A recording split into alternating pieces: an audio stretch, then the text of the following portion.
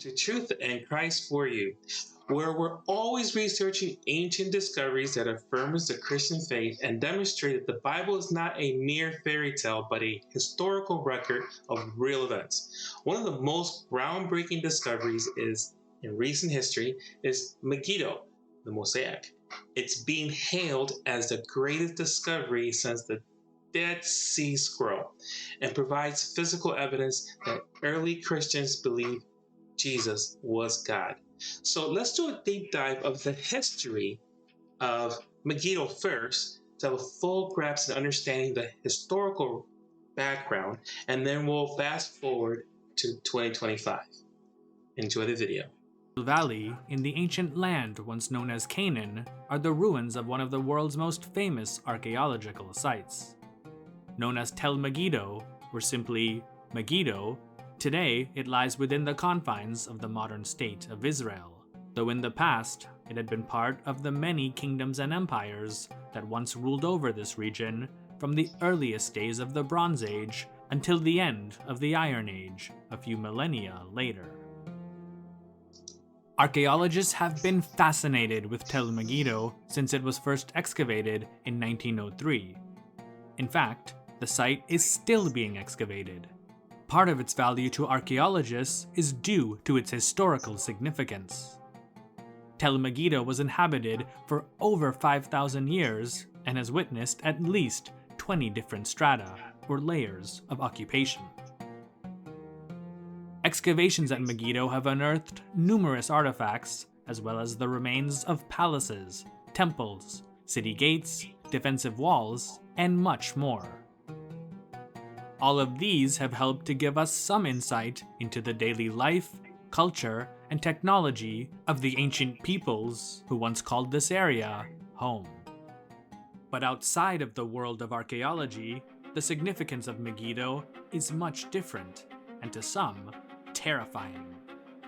In the New Testament's book of Revelation, as well as in popular culture, Megiddo is commonly known as Armageddon, a word that has become synonymous with the end of days.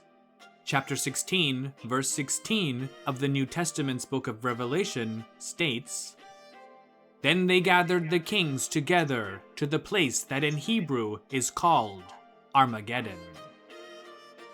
The word Armageddon is the Greek transliteration of the Hebrew Har Megiddo, meaning hill or mountain of Megiddo. What does archaeology tell us about Megiddo? Let's find out. Though inhabited as early as 5000 BC, it's really during the beginnings of the Bronze Age, around 3500 to 3000 BC, that a moderately sized settlement was established at the site. You're going to find that through the years, as they keep digging, they keep finding more evidence of the Bible, which we'll do more of a deep dive in that as you see as we go forward with the videos. But this is amazing. So let's keep going forward. That would one day become the city of Megiddo. Along with defensive walls, early Megiddo had several temples, housing complexes, a structure that appears to have been a palace, and cemeteries containing various grave goods and pottery. Other settlements were located nearby, but Megiddo seems to have been the largest and was likely the most important. The city's inhabitants farmed the nearby plains and engaged in trade with neighboring kingdoms, including a fairly large one to the southwest, Egypt. Though there's evidence of contact and trade links with the land of the Nile as early as the 4th millennium BC, it's really after 1550 BC, during the rise of Egypt's new kingdom, that, for better or worse, Megiddo became part of Egypt's growing imperial portfolio.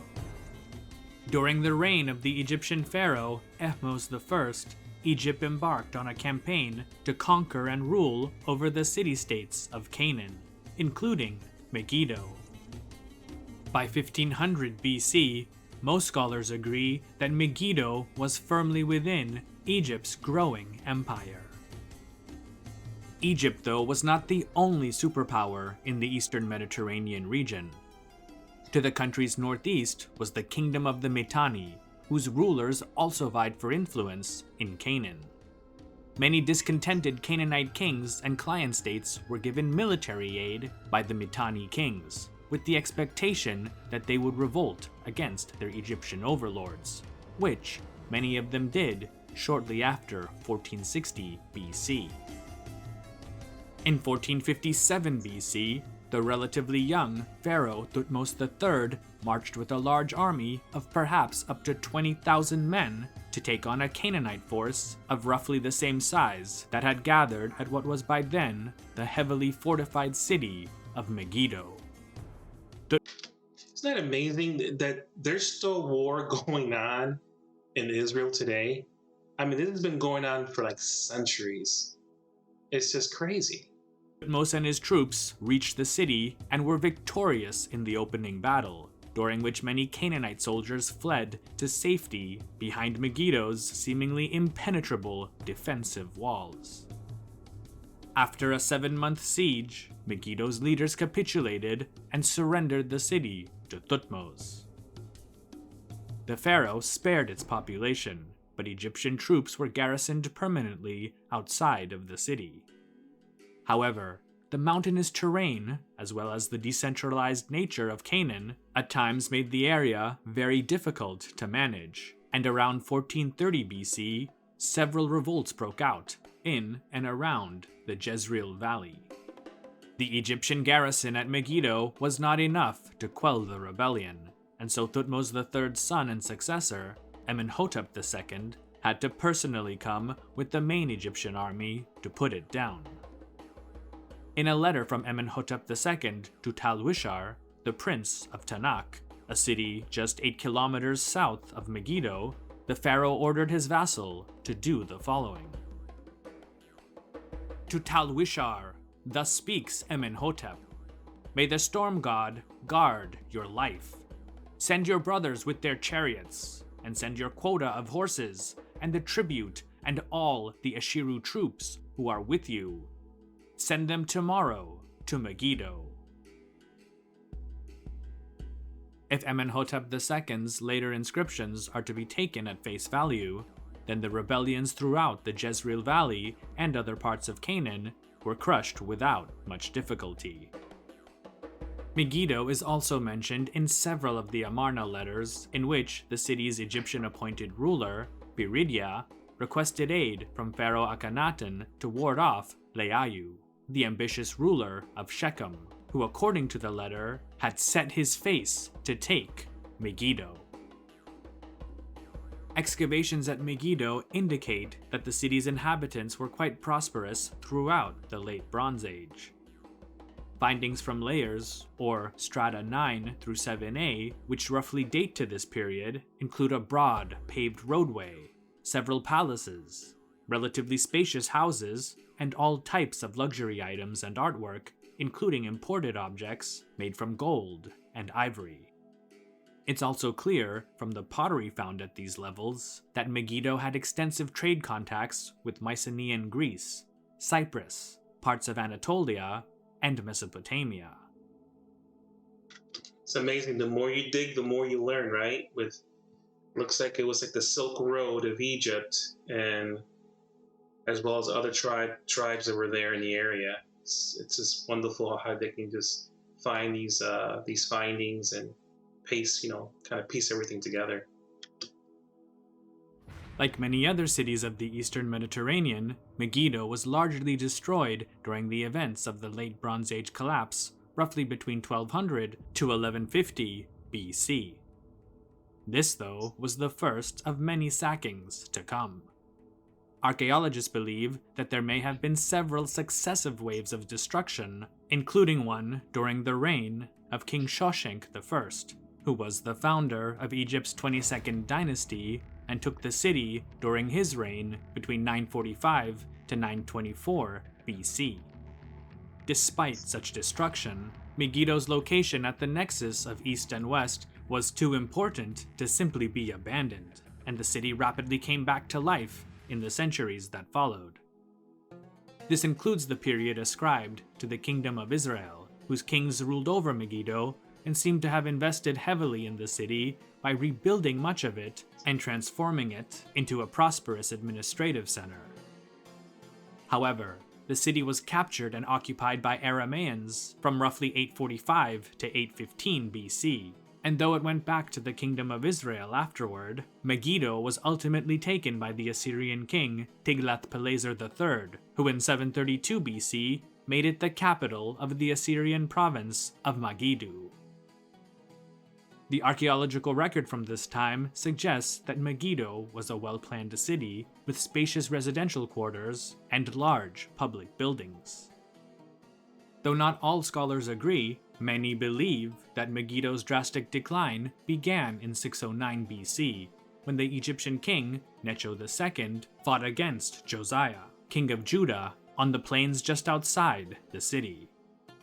Necho had been on his way to aid the collapsing Neo-Assyrian Empire, whose leadership had moved to the city of Carchemish in modern-day Syria. However, Josiah forbade Necho from passing through Judah's territory in order to get there. The two sides fought, with Josiah falling in battle and the victorious Necho continuing on his way to Carchemish. He also show you that Israel's been there for thousands of years prior to today's time, and people get confused thinking, well, Israel doesn't belong, that the Israelis are the occupants, right? And I know it's like a big debate going on right now, the Palestinians and Israel, but as you see, there's history thousands of years ago that Israel, that was Israel's land, and they really went through hard times, as you can see in all the fights going on. This is amazing. In 605 BC, the Egyptians and what remained of their Assyrian allies were defeated by the Babylonian king, Nebuchadnezzar II, who not long afterward went on a campaign to conquer the entire coast of the eastern Mediterranean. By 586 BC, he had not only put an end to the kingdom of Judah, but also exiled a significant portion of its population to Babylonia and other parts of what became the Neo-Babylonian Empire. Wow. Nebuchadnezzar and later Babylonian kings didn't invest much into the areas that had once been ancient Canaan. In fact, they left much of it in ruins, probably to dissuade Egypt's rulers from trying to seize those territories in the future.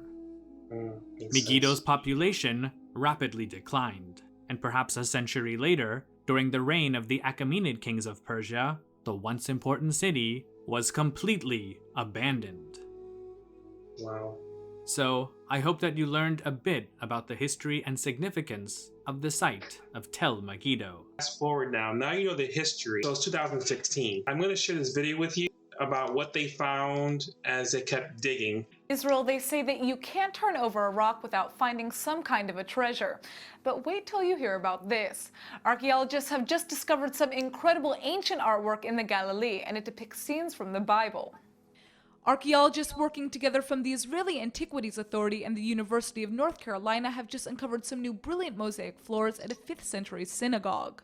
The Jewish temple is located in Hukak at the site of an ancient Jewish village, just north of the Sea of Galilee. The team says the radiant tiles portray the most extensive series of biblical stories ever found in a Jewish house of worship. In one section, vibrant pairs of animals from Noah's Ark are seen, including elephants, leopard, ostriches, and more. Another exciting panel shows the parting of the Red Sea in the biblical story of Exodus, complete with the scene of the Pharaoh's soldiers being swallowed by large fish. These scenes are very rare in ancient synagogues, and the only other examples have been found in Jordan, Turkey, Syria, and northern Israel. The discovery is part of an ongoing dig at the 5th century synagogue. In 2012, the first section of the mosaic floor was found depicting Samson setting the Philistines' fields on fire with flaming foxes and carrying off the gates of Gaza. The section of the mosaic that has just been discovered has been removed from the site for preservation. Archaeologists plan to conduct additional excavations at the site in 2017, and we're all looking forward to seeing what they uncover next. And let's kind of do a deep dive in that to kind of get more in the biblical sense, the history connected with the Bible. And then we'll fast forward to 2025 and see what they just found. We're just going to blow your mind away. Hello and welcome to Tel Megiddo. This is one of the largest and most important archaeological sites in all of Israel. It's a site that has an extent of about 125 acres, and this site has been called one of the most battled over sites on the planet. It has about 26 different occupational layers, and I'm coming to you now from the Canaanite four-chambered gate to the city. This entrance to the city, you can see the various chambers behind me.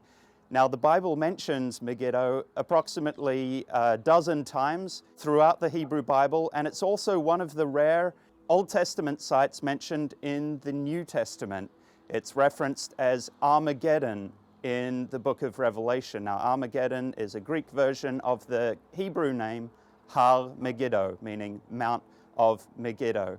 Now, at this time period of the Canaanites, this location within which I'm standing, we read that Joshua and the Israelites came and killed the king of Megiddo, again, as with Gezer, in a separate battle, but the Canaanites remained in the land. And we read about this in Judges 1 and verse 27. This gives us the lay of the land at this time period in Israel's history. We read of this territory of Megiddo within the land assigned to Manasseh. Quote, "And Manasseh did not drive out the inhabitants of Bethshan and its towns, nor of Tanakh and its towns, nor the inhabitants of Dor and its towns, nor the inhabitants of Iblim and its towns, nor the inhabitants of Megiddo and its towns, but the Canaanites were resolved to dwell in the land."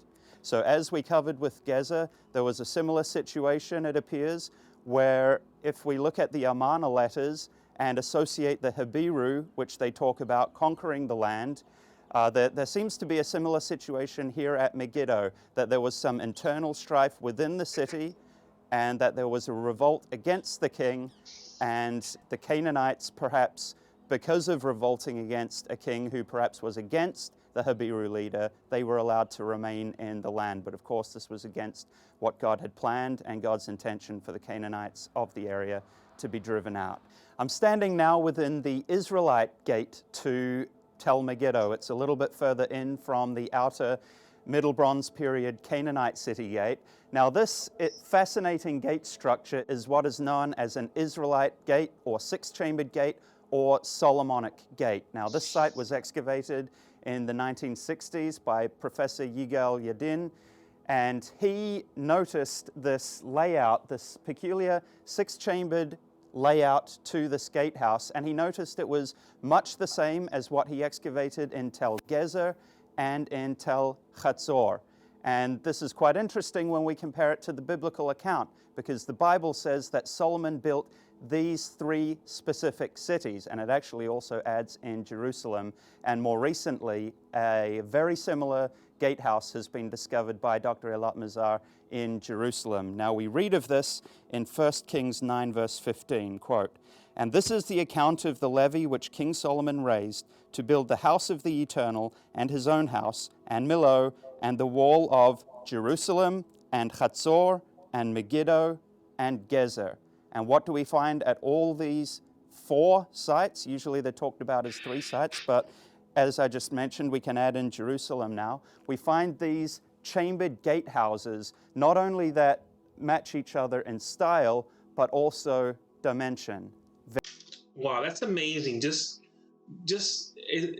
Look how well preserved that wall is. With the wood in between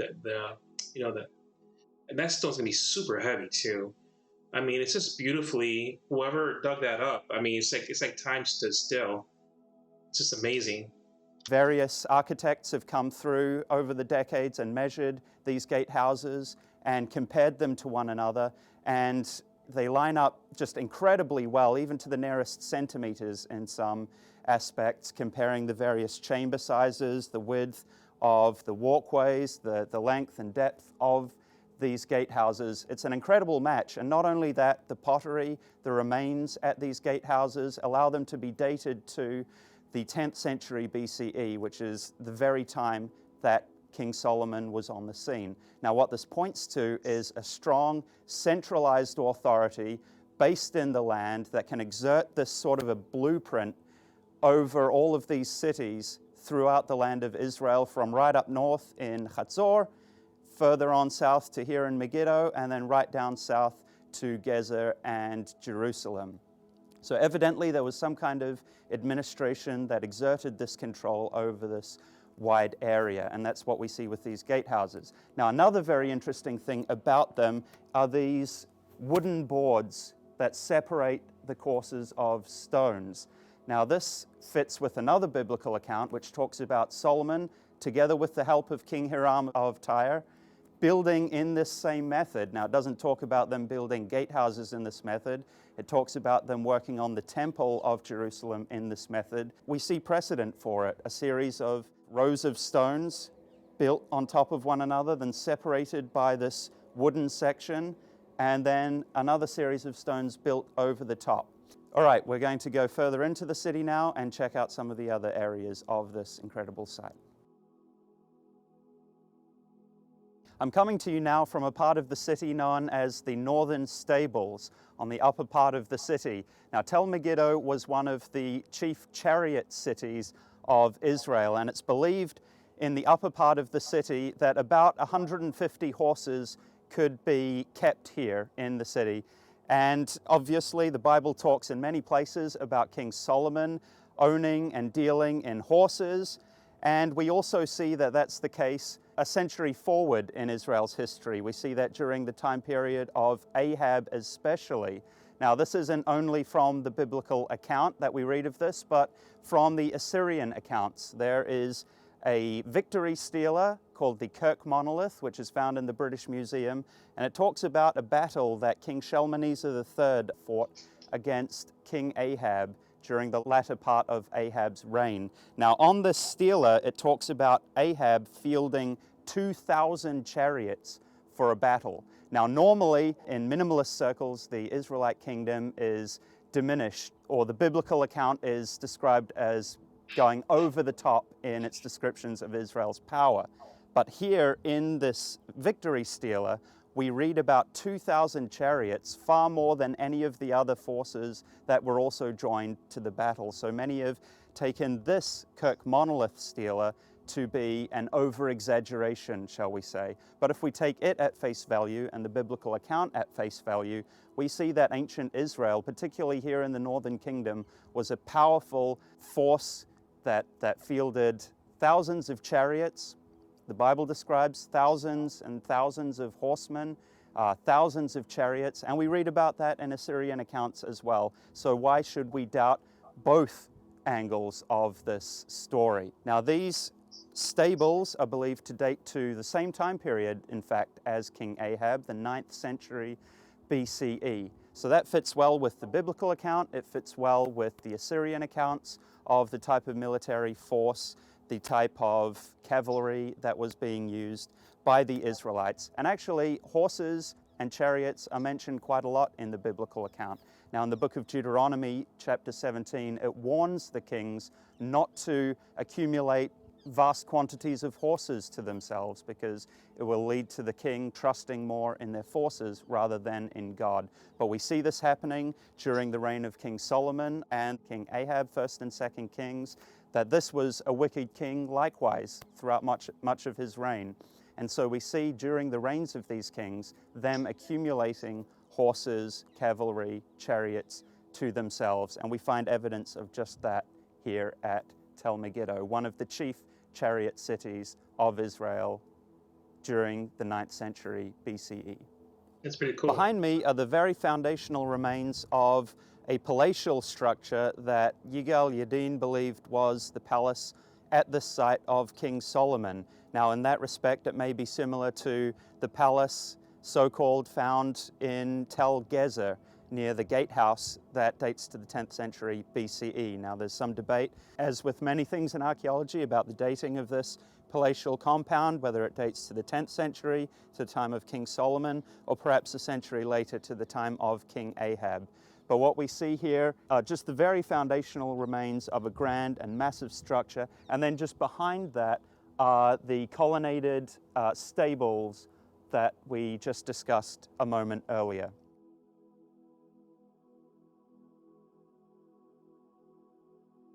What you can see below me in the center of Tel Megiddo is an immense ritual compound dating from primarily the Canaanite time periods, from the early Bronze period all the way up until the Iron I period. You'll notice quite prominently in the center is a large, round sacrificial altar, and throughout this area, thousands of sacrificial animal bones.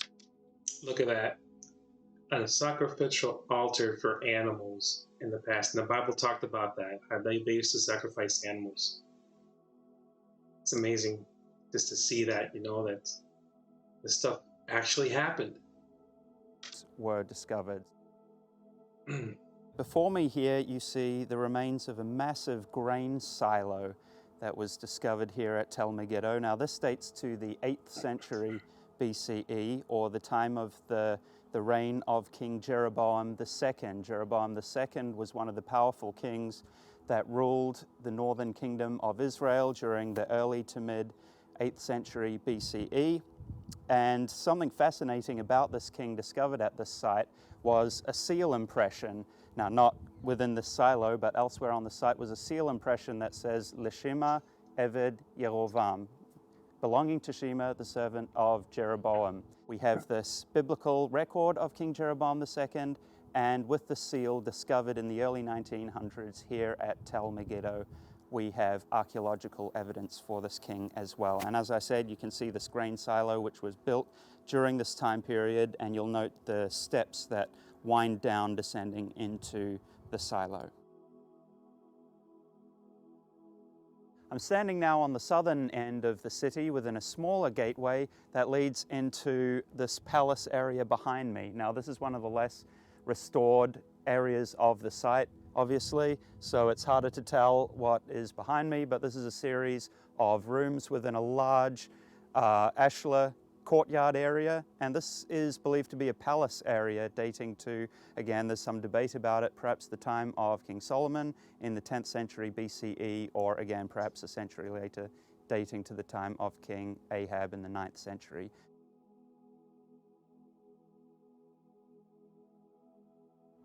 I'm standing now within the southern stables of Tel Megiddo. You can see to my left this rather famished-looking horse depicted. There's another one on the other end, and several of these horses and chariots depicted around the site. But what you see here are two rows where horses would be kept, separated by these pillars, these columns, and in between them you have these troughs, which would have been used to feed and water the horses. In similar form to the northern stables, this one is a bit more well-preserved and reconstructed, and we see that, like the northern stables, this would have been a twin-row area for keeping the city's many horses.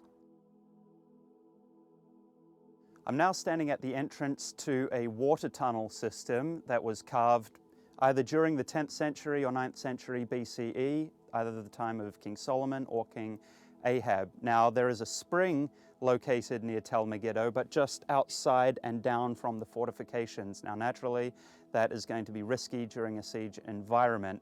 There's the potential of water being cut off to the city and being used to refresh the troops of the enemy. So naturally, the city, in laying out the defensive work, they wanted to block off the outer entrance to the spring, just outside and down from the Tel, and instead carve this immense tunnel down underground to get to the spring. So we're going to go down and take a look at that.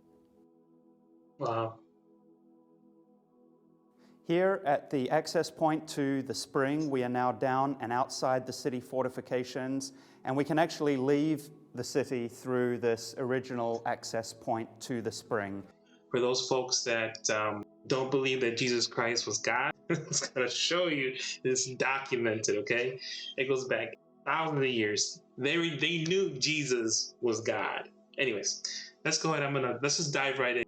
Discovery is shedding light on the early church. The Megiddo Mosaic dates back nearly 2,000 years, and experts believe it decorated one of the earliest Christian worship sites in Israel.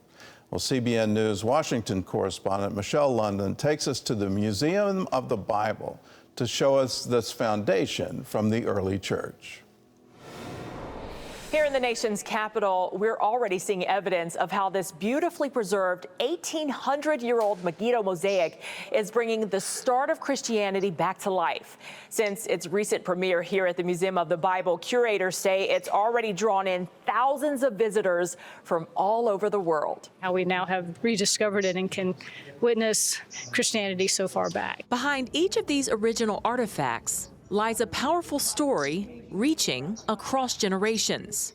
It's kind of crazy, and how they just finally discovered it, which is pretty significant, I think. From teenagers to history teachers.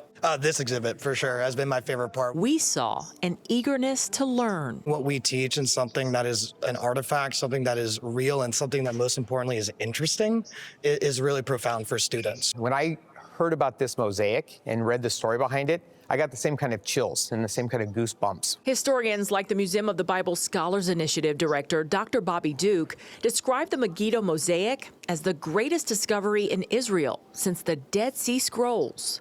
What's something people don't know about this exhibit or may not know? I would say the question we get asked the most often, is it real? It does date back to the 3rd century, AD 230. A period before Christianity became an official religion of the Roman Empire. The Megiddo Mosaic features a table used for communion and a design showing 2 fish, early symbols of Christianity, with handcrafted geometric patterns. To make the designs that we see even around this flooring here, I mean, that takes hours and hours and hours. The mosaic likely decorated one of the oldest Christian prayer halls in Megiddo, a city located in Canaan. In the 1940s, this site of ancient worship became buried under a newly maximum security prison, where it remained for 60 years. Then, in 2005, archaeologists accidentally rediscovered it. They're wanting to do some construction. And whenever you do construction in Israel, you have to do a salvage archaeological dig to make sure that you're not constructing over something significant. They carefully excavated the mosaic, hiding it securely in northern Israel, until flying it here for a first public appearance. Show us some of the exciting features, the inscriptions. So the first one right here is dedicated to a man named Gaianus. Historians say he was a Roman centurion who helped fund the mosaic floor and table, a rare show of unity between Romans and Christians. The second inscription describes some key women in early Christianity, while the third marks history. The table is dedicated to the God Jesus Christ. Now this phrase, God Jesus Christ, is in the 5th line of the inscription, and it is actually in a shortened form, so the letters that have the lines over them, it is actually a respectful way to write those words. Dr. Duke believes these early writings are some of the first to show belief in the deity of Jesus, with this inscription from a Christian woman identified as a Keptis that reads, God Jesus Christ. The Megiddo Mosaic is one he hopes will open up a world of possibilities for future discoveries. I think the thing that excites me the most is we never know what the next excavation is going to show and demonstrate. No one before 2005 would have ever dreamed we would have found something as beautiful and significant as this. So what's around the corner? The Megiddo Mosaic exhibit is on display here at the Museum of the Bible through July 2025. And after that, curators say it may visit some other U.S. museums before returning home to be memorialized close to its original site in northern Israel. Michelle London, CBN News, Washington. Well, literally every week, if not every day, you find these wonderful discoveries in Israel that show that the Bible is true. First of all, thank you for taking your time and looking over the video. I know it's a lot of information, but it was great information to give you insight of the history. Please, if you haven't subscribe to my channel. Help support this information to get the word out. I'll try to get as much updates as possible and with other discoveries that affirm that God's word, and also to help you stay informed. So stay encouraged and keep seeking the truth. Thank you so much, and God bless.